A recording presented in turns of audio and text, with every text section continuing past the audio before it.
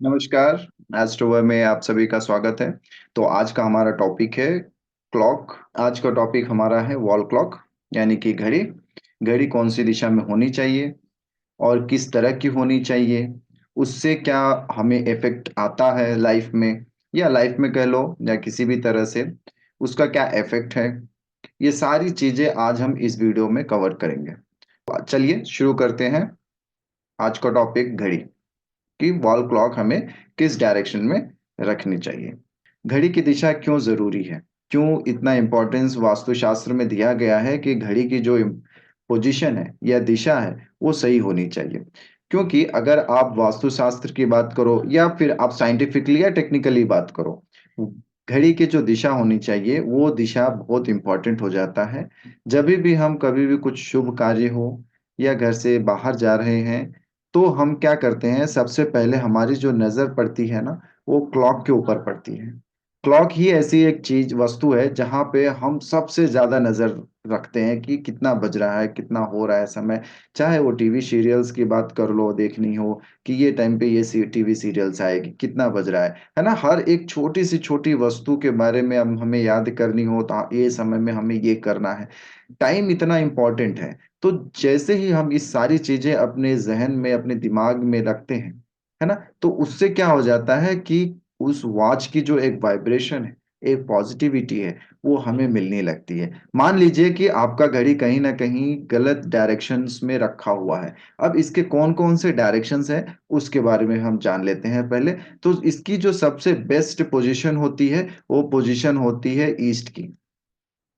ठीक है? ये होती है पोज़ीशन ईस्ट की। फिर उसके बाद आती है पोज़ीशन होती है नॉर्थ की, ठीक है? फिर उसके बाद आती है वेस्ट की। तो अब क्या है कि यहाँ पे ईस्ट, वेस्ट और नॉर्थ की जब हम बात करते हैं, तो ये सबसे बेस्ट पोज़ीशन हो जाता है क्लॉक, यानी कि वॉल क्लॉक को आप रखने के लिए। अब यहाँ पे कहाँ नहीं रखनी है, ये तो आपको सबको पता है कि साउथ डायरेक्शन में हमें घड़ी कभी भी प्लेस नहीं करनी चाहिए। क्योंकि जैसे कि मैंने कहा कि आप जब कभी भी कुछ अच्छे कार्य करने के लिए आप घड़ी देखो, या कुछ भी ऐसी चीज़ें जिसको आप जो है ना सफलतापूर्वक कर रहे हो, अगर मान लो कि आपका घड़ी साउथ डायरेक्शंस में लगा हुआ है, तो आप क्या करोगे, एवरी टाइम आप क्या करोगे, साउथ डायरेक्शंस में देख रहे हो, और साउथ का जो लॉर्ड है ना, वो है यमा, यम देवता है। तो अब मान लो कि आप बार-बार यमा को देख रहे हो और यमा आपको देख रहा है, क्योंकि ये डायरेक्शन ही इस तरह का है, ये डायरेक्शन है नेगेटिविटी का। तो उससे क्या हो जाएगा कि आप जो है ना अपनी एक नेगेटिविटी को देख रहे हो। तो नेगेटिव डायरेक्शंस को देख रहे हो। तो इसीलिए कहा गया है कि घड़ी को जो है हम इस डायरेक्शंस में ही मेंशन करेंगे, ईस्ट, वेस्ट, नॉर्थ और साउथ में। अब क्या है कि घड़ी की कौन-सी डायरेक्शंस तो मैंने बता दी। अब नेक्स्ट क्या है? नेक्स्ट घड़ी का शेप कैसा होना चाहिए? घड़ी का शेप होना चाहिए आपका या तो गोलाकार ले लो या तो अंडाकार ले लो। ठीक है? ये 2 चीज़ें, ये 2 जो है ना शेप्स इसके लिए सबसे बेस्ट है। ये इन डायरेक्शंस में ये जो है ना पॉज़िटिव इफ़ेक्ट्स देते हैं। हमें ना स्क्वायर शेप से बचना है, क्योंकि बहुत सारे ऐसे घरों में मैंने देखी हैं जहाँ पे ना स्क्वायर शेप लगा लेते हैं, बीच में राउंड होता है, कहते हैं बीच में तो राउंड है, साइड साइड में स्क्वायर लगा ले, लेकिन ये गलत हो जाता है। इससे, क्योंकि वास्तु में कहा गया है कि कोई भी जो नुकीली चीज़ें हैं, जो आपको शार्पनेस को दिखाती है, ये मंगल को दर्शाती हैं।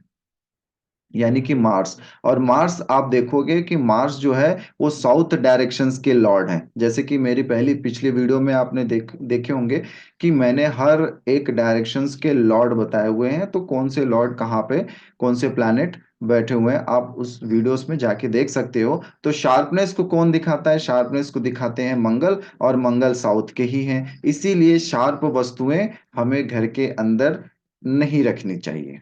यानी कि घड़ी के शेप्स को नहीं रखनी चाहिए। अब जैसे कि मैंने कहा कि इसको इन 3 डायरेक्शंस में रखनी है, इन शेप्स में रखनी है, तो इसके बाद भी और एक पॉइंट ये निकल के आता है, क्योंकि हर किसी को जो है ना, कोई-कोई ऐसे इंसान भी होते हैं जो ना इस तरह से घड़ी रखते हैं, जैसे कि एंटीक होती है ना, एंटीक वॉचेस रखने की उनकी ना बहुत शौक होती है कि मेरे पास जो है ना एक एंटीक वॉच है।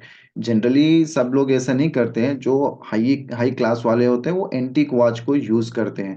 तो एंटीक वॉच की क्या डायरेक्शन है? एंटीक वॉच जो भी है आप जो है ना उसको वेस्ट डायरेक्शन में प्लेस कर लो। अगर आपका मेटल वॉच है, मेटल वॉच को आप जो है नॉर्थ डायरेक्शन में रखो। अगर नॉर्मल वॉच को आप ईस्ट डायरेक्शन में रख दो।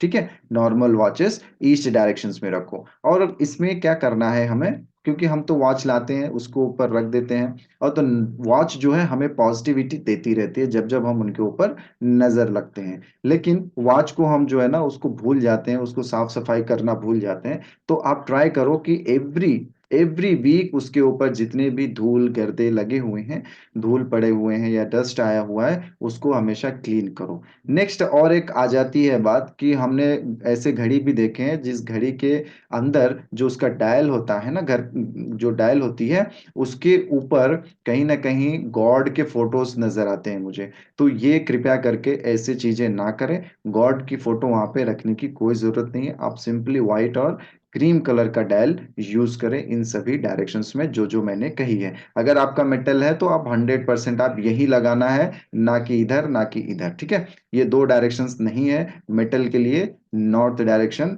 Is the best direction. तो अब यहाँ पे हमने बात करी कैसा शेप होना चाहिए, और आपके कौन से मेटल्स के हैं या किसका है वो हमने बात करी। अब नेक्स्ट आ जाता है कि हमें नॉर्थ डायरेक्शन और ईस्ट और वेस्ट ही क्यों कहा गया, क्यों हमें साउथ में नहीं रखनी चाहिए? क्योंकि ये तो यमा का है, ठीक है, एक एक एक टेक्निकल आप कह सकते हो कि यमा का है। लेकिन कुछ लोग ऐसे भी हैं जो टेक्निकलिटी में बात करते हैं कि इसमें टेक्निकल क्या है कि हम साउथ में क्यों नहीं रख सकते हैं, है ना? हम इसको नॉर्थ और वेस्ट और ईस्ट में क्यों रखें? क्योंकि जो अब मैंने पिछली वीडियो में भी आपको कही हुई है कि हमारा जो अर्थ है, अर्थ के चारों तरफ एक मैग्नेटिक फील्ड रिवॉल्व हो रही है। तो ये वीडियो में आपको यहाँ पे आपको दिख रहा होगा कि ये जो मैग्नेटिक फील्ड घूम रही है ना एक चारों तरफ, ये चारों तरफ एक मैग्नेटिक फील्ड ये साउथ पोल से लेके नॉर्थ पोल तक घूमती है। ठीक है, ये साउथ पोल से लेके नॉर्थ पोल तक जब एक रिवॉल्व होती है ना, तो हमारा वॉच जो है, अगर मान लो कि आपका वॉच यहाँ है, ठीक है, यहाँ पे आपका घड़ी लगाया हुआ है, तो यहाँ पे क्या वॉच कैसे घूमती है? वो घूमती है क्लॉकवाइज, राइट? तो यहाँ जब साउथ से नॉर्थ जा रहा है तो ये भी क्या है, ये क्लॉकवाइज घूम रहा है। तो इस जो मैग्नेटिक फील्ड है, मैग्नेटिक फील्ड को ये सपोर्ट कर रहा है। अगर मान लो आपका वॉच साउथ में मैंने लगा दी, तो साउथ में क्या हो जाएगा, ये इस तरह से घूमेगा, है ना? जब ये इस तरह से घूमेगा तो इसकी जो रिफ्लेक्शंस है, नॉर्थ टू साउथ की जो रिफ्लेक्शंस है, वो कहीं ना कहीं गड़बड़ हो जाएगी, यानी कि उस रिफ्लेक्शंस को ये वॉच डिस्टर्ब कर देगा। ये जो मैग्नेटिक रिफरेंस घूम रहा है, ये कहीं ना कहीं इस क्लॉक के वजह से इसकी वाइब्रेशन गलत हो जाएगी, यानी कि रॉन्ग डायरेक्शंस में चला जाएगा, जिसके वजह से घर के अंदर एक नेगेटिविटी जो है ना फैलने लगेगी, और वॉच की वजह से हमें प्रॉब्लम्स शुरू हो जाएंगे। तो इसका ना अगर आप मान लो, अब आपको पता कैसे चले कि ये साउथ डायरेक्शंस में है या नॉर्थ डायरेक्शंस में, ये कहाँ पे है, कैसे पता चले? आप देख लो, अगर आपका घड़ी कहीं गलत जगह पे है, अगर गलत डायरेक्शंस में है घड़ी आपका, अगर रॉन्ग डायरेक्शंस में है ना, तो आपका घड़ी जो है ना वो ठीक से चलेगा नहीं, वो कहीं ना कहीं बंद हो जाएगा, यानी कि खराब होता हुआ है, यानी कि वो हमेशा जो है ना खराब होता रहेगा अगर ये डायरेक्शंस में आपके वॉचेस नहीं है। अगर आपका वॉच ये डायरेक्शंस में है, यहाँ पे है या साउथ में है, तो या फिर ये कॉर्नर्स भी कभी कभी जो है ना प्रॉब्लम्स दे देती है। तो अगर इन डायरेक्शंस में अगर आपके वॉचेस लगे हुए हैं, आप देखोगे वो खराब होने लगेंगे, उसकी बैटरी बहुत जल्दी खराब हो जाएगी, वो जो है ना रुक जाएगा आपका घड़ी। ठीक है, तो ये हुई हमारी वॉच हमें कहाँ रखनी है, कैसे रखनी है, कौन सा शेप होना चाहिए, कौन सा मेटल का है या एंटीक है या प्लास्टिक का है या किस तरह का है, आपको कौन से डायरेक्शंस में लगानी है, ये हमने डिस्कस कर ली, और किस तक इसका क्या टेक्निकल इफेक्ट है ये मैंने आपको बता दिया। तो अब हम नेक्स्ट बात करते हैं कि आपका वॉच अगर मान लीजिए कि आपका वॉच जो है वो एक पेंडुलम टाइप का है।